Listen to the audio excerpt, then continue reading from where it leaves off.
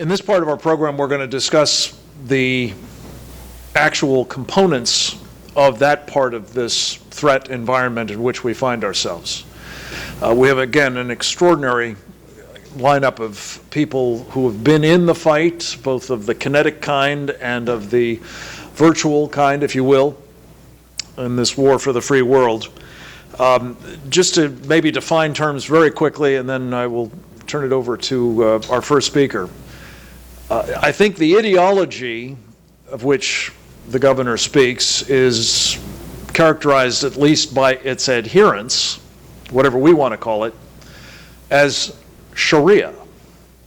It's a term I think all of us have become familiar with, particularly as groups like the Islamic State and the Muslim Brotherhood and Boko Haram and Al-Shabaab and the Taliban and Hamas and Hezbollah talk about their ambition to impose it on all of us.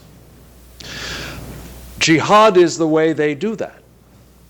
It is considered by them to be an obligation from God.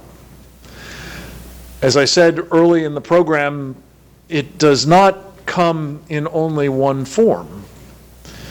As our expert discussants will lay out, the part that we're most familiar with, particularly in this country since 9/11, namely people flying planes into buildings or beheading innocents or blowing up truck bombs to do the same to combatants or civilians, is of course one manifestation. In fact, I think it's fair to say it's the preferred kind of jihad, at least if you ascribe to or subscribe to the premise that Muhammad was the perfect Muslim, because that's what he did personally, a lot of.